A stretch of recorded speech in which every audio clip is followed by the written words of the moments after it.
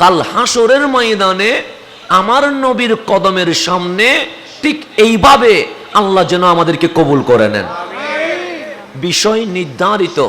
আমার কাছে ভালো লেগেছে, আমাদের উদ্বোধক মহোদয়কে নির্ধারিত বিষয় দিয়েছেন, আমার বিষয়ও নির্ধারিত, হাসান রেজা হুজুরের বিষয়ও নির্ধারিত। আলেমদেরকে বিষয় দিলে ঘুরে ফিরে এক মাহফিল হয় না, প্রত্যেক বিষয়ে কিছু জানার সুযোগ থাকে। মাহফিল কমিটিকে ধন্যবাদ, বিষয় দিয়ে দিয়েছেন। আমার বিষয় যেহেতু রবিউল আউয়াল মাস, আমার নবীজি দুনিয়ায় এসেছেন ঠিক আজকে 1500 বছর হয়ে গেছে। কত বছর? 1500 বছর। এই বছর, এই 1500 বছর পরেও কামলিওয়ালার মিলাদুন নবীতে আমার আল্লাহ দয়া করে আমাদের মতো নগণ্যদেরকে কবুল করে ফেলেছেন। তা আমার বিষয় হচ্ছে পবিত্র ঈদে মিলাদুন নবী সাল্লাল্লাহু আলাইহি ওয়াসাল্লাম উদযাপনের ফজিলত বর্ণনা। এই যে ঈদে মিলাদুন নবী করছি, লাভ কি? লাভ ছাড়া কোনো কাজ করার দরকার আছে? নাই। নামাজ পড়ি কেন? সওয়াব হই বলে। রোজা রাখি কেন? সওয়াব হই বলে। হজ করি কেন? সওয়াব হয় বলে। যাকাত দেই কেন? সওয়াব হয় বলে। তো আমরা যা আমল করি পিছনে লাভ থাকতে হবে। যেই ব্যবসায় লস হয় সেই ব্যবসা জীবনে করা যাবে। তো আমরা যে ঈদে মিলাদুন নবী করছি, আমাদের লাভ কি? কারণ লাভ যদি না জানেন পালন করার কোনো দরকার নাই। লাভ ছাড়া পালন করার দরকার আসেননি নাই। এখন আসেন ঈদে মিলাদুন নবী।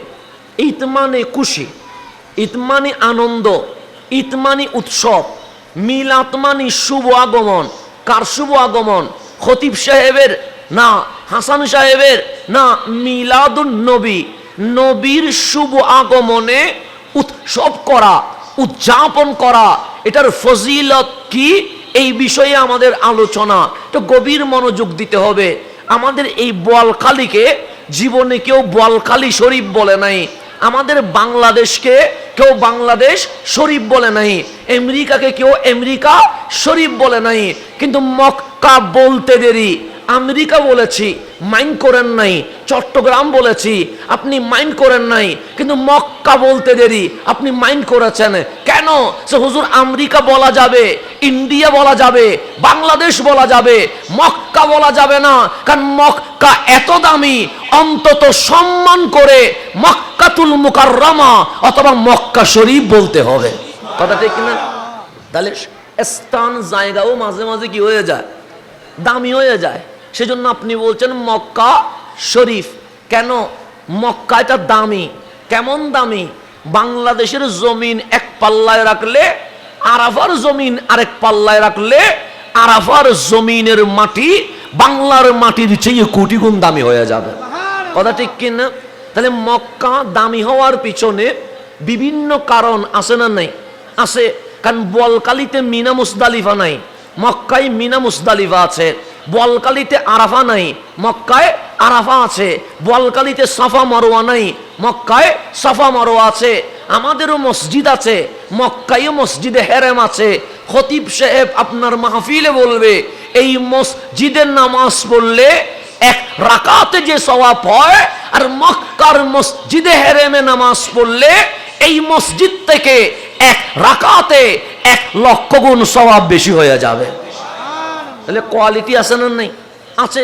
মক্কায় আল্লাহর ঘর খানায়ে কাবা আছে। এই মসজিদ কোন ইঞ্জিনিয়ারে প্ল্যানিং করেছে। বাংলাদেশের বাইতুল মুকাররম কোন মিস্ত্রি বানিয়েছে। কিন্তু আল্লাহ কোরআনে বলছে ইন্না আউওয়ালা বাইত উদিয়া লিন্নাস লাল্লাযী বিবাক্কা। মক্কায় যে ঘর বাইতুল্লাহ দেখতে পাচ্ছ, এটা কোন ইঞ্জিনিয়ার মিস্ত্রি হেল্পার বানায় নাই, মালিককে বানিয়েছে। আদম আসার আগে আমি আল্লাহ আমার বান্দা আমার ইবাদত করার জন্য বাইতুল্লাহ আমি আল্লাহ নিজেই বানিয়ে দিয়েছে। তাহলে বাইতুল্লাহ সর্বপ্রথম বানাইছেন কে? এরপর সংস্করণ হয়েছে। এটা অনেক ইতিহাস, সেদিকে গেলে আবার আমার বিষয়বস্তু হারাইয়া ফেলবো। তা আমি যেখানে আছি সেখানে বিষয়বস্তু অন্য সময় আসলে তখন কাবার ইতিহাস দিয়েন, সেদিন কাবার ইতিহাস বলবো। কিন্তু আজকে বললে বিষয়বস্তু কি হয়ে যাবে? হক আদায় হবে না। সেই জন্য কাবার ইতিহাস এটাও যেমন তেমন ইতিহাস নয়। এই ইতিহাসের উপর শুধু কাবার উপর মাহফিল করলে হাসান আল বসরি শুধু কাবার ইতিহাসের উপর একটা কিতাব লিখে দিয়েছেন। হযরতে সৈয়দুনা হাসান আল বসরি রাদিয়াল্লাহু তাআলা শুধু কাবার ইতিহাস, কাবার ফজিলত, এটার উপরে কি বানাইছে, কিতাব লিখে দিয়েছেন। অন্য সময় আসলে এটা বলবো ইনশাআল্লাহ। যদি বোয়ালখালীতে আমার প্রায় আসতে হয়, বোয়ালখালীর এমন কোনো উঠান নাই আলহামদুলিল্লাহ মাহফিল করা হয় নাই, আশা করে সবগুলো হক আদায় হয়ে গেছে।